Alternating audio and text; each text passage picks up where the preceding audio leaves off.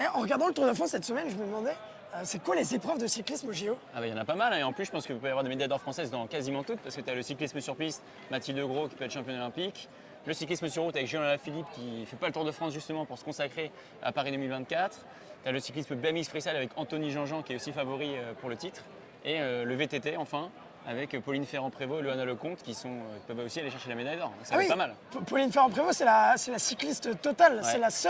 C'est la seule cycliste ou même cycliste masculin à avoir remporté être championne du monde sur autant de disciplines. Ouais. Championne du monde en VTT, en cyclisme sur route Aussi. et même en cyclocross. Ah, c'est un truc de fou. C'est dingue. Et Loana Lecomte, elle est un peu plus jeune. Et Pauline Ferrand-Prévot, c'est un peu sa mentor. Elle se côtoie depuis plusieurs années. Elle s'aime bien, elle s'apprécie. Et elle a beaucoup appris de Pauline Ferrand-Prévôt. Elle est aussi prétendante au titre. Mais un peu à sa façon quand même, un peu plus jeune. J'ai l'impression que c'est deux générations. Pauline Ferrand-Prévot, elle a 31 ans, un peu plus âgée. Elle est déjà calée dans le milieu. Et puis Loana Lecomte, un peu la fougue, la jeune athlète, voilà, avec une approche différente du sport. Pauline Ferrand-Prévot ou PFP, c'est du très solide puisqu'elle est 5 fois championne du monde de VTT cross-country, qui est l'épreuve reine en VTT, la seule épreuve olympique cet été à Paris 2024. Elle détient le record du nombre de victoires en championnat du monde, ce qui fait d'elle la meilleure VTTiste de tous les temps. Loana Lecomte, elle est un peu plus jeune, elle a un palmarès un peu moins fourni, mais elle est quand même très forte. Oui, Loana Lecomte, elle est vice-championne du monde en 2023 derrière PFP, mais devant elle au championnat d'Europe de 2022. Elle est aussi 4 fois championne de France, à chaque fois en l'absence de Pauline Ferrand-Prévot.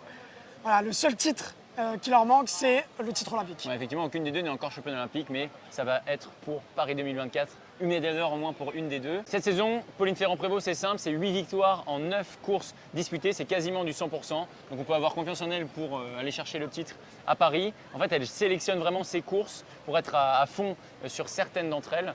Mais ça sera forcément le cas à Paris puisque c'est l'objectif principal de la saison. A l'inverse, Loana Lecomte, elle a fait une saison un peu plus en retrait, même si elle remporte une course il y a 3 semaines à Crans-Montana. En termes de concurrence, on peut dire que les deux Françaises sont finalement les plus grandes rivales l'une de l'autre, puisque la championne olympique en titre de Tokyo, Yolanda Neff, la Suissesse, a des problèmes respiratoires récemment. Elle a dû déclarer forfait pour Paris, ce qui laisse un peu la voie libre, a priori, pour nos deux Françaises. L'une des deux devrait gagner la médaille d'or. En course, Pauline Ferrand-Prévot, elle a l'habitude d'aller à son rythme. Elle est concentrée sur son effort. C'est vraiment elle qui dicte sa montée en puissance au fur et à mesure de la course. Ouais, effectivement, sa performance, elle dépend surtout d'elle et pas forcément de ses concurrentes. Si PFP est dans un bon jour, elle va dépasser tous ses adversaires et elle peut finir avec plusieurs minutes d'avance sur la ligne d'arrivée. Loana, c'est un style assez différent. Déjà, elle est un peu plus petite, elle fait 1m60 et 50 kg tout mouillé. Donc elle est un peu plus puissante et c'est une tueuse en fait. Oui, c'est une tueuse. Elle a ce caractère où elle regarde un peu plus ce qui se passe autour d'elle. Et elle a tendance à jouer beaucoup plus de l'ambiance de la course pour se motiver. En termes de mental, Pauline Ferrand-Prévot, elle s'est vraiment mise dans une bulle cette année pour préparer les JO 2024 en répondant peu aux sollicitations extérieures et médiatiques. Elle a vraiment une préparation minutieuse, bien dormir, bien manger pour atteindre son objectif de titre olympique à Paris. Pauline Ferrand-Prévot, c'est la seule médaille qui lui manque. C'est une cycliste extrêmement complète, peut-être la meilleure de sa discipline. Elle a vraiment envie de gagner ce titre. Elle a échoué à Londres, à Rio et à Tokyo. C'est des moments qui ont été très difficiles pour elle. Elle s'est relancée en rejoignant Ineos Grenadier, une équipe professionnelle de cyclisme. Elle a tout mis en œuvre pour remporter le titre à Paris. En plus, à Paris, ce sera un peu sa dernière danse en VTT parce que après ces JO 2024, elle va revenir sur route pour pouvoir disputer le Tour de France féminin qui prend de l'ampleur ces dernières années. Loana Lecomte, elle vise aussi une médaille d'or, évidemment, mais elle aura d'autres Olympiades dans sa carrière pour obtenir ce sacre. Ouais, effectivement, elle a un petit peu moins de pression que Pauline Ferrand-Prévot.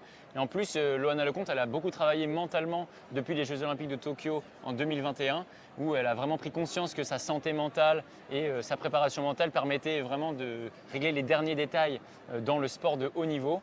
Donc elle est devenue finalement très mature. Elle dit qu'elle a quasiment pris 10 ans en un an de travail mental.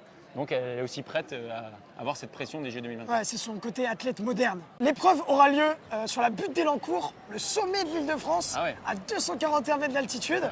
Voilà, c'est une butte qu'ils ont un peu rafistolée pour créer du relief. Effectivement, en VTT cross-country, il y a du relief, il y a des montées, il y a des descentes un peu caillouteuses, un peu dangereuses. C'est assez spectaculaire. Le départ, il a lieu groupé avec toutes les VTTistes qui s'élancent en même temps. Donc ce ne sera pas facile pour nos deux Françaises de prendre la tête directement. Il faudra dépasser une à une les concurrentes qui auront fait un meilleur départ. Ce qui n'est pas facile non plus parce qu'il y a la place en général que pour un vélo. Donc il faut choisir certains segments pour dépasser. On imagine qu'au bout d'un moment, Loana Lecomte et Pauline Ferrand-Prévot se retrouveront aux 2 premières places et elles vont s'expliquer pour pouvoir aller chercher la médaille d'or. On peut imaginer donc qu'elles fassent une première et l'autre deuxième. Ce sera une médaille d'or, une médaille d'argent, mais les 2 médailles auront goût d'or puisque ce sont 2 filles qui s'apprécient. Elles seront a priori très contentes l'une pour l'autre et puis ce sera 2 médailles françaises. Oui, c'est vrai que ça peut sonner comme 2 médailles d'or, du point de vue où voilà, c'est 2 amies, l'une voilà, la mentor et l'autre celle qui découvre. Voilà, si elles finissent aux 2 premières places du podium, ce sera une victoire collective. Avec ces 2 belles médailles, Pauline Ferrand-Prévot et Loana Lecomte pourraient participer à un tour de force du VTT français. Il y avait seulement 4 qualifiés possibles pour les JO de Paris 2024, 2 femmes et 2 hommes, et ils pourraient tous les 4 remporter une médaille. Chez les hommes, c'est Victor Koretsky et Jordan Serrault qui sont de bons espoirs de médailles sur la course VTT Cross Country homme. Donc on peut espérer un 4 sur 4 français.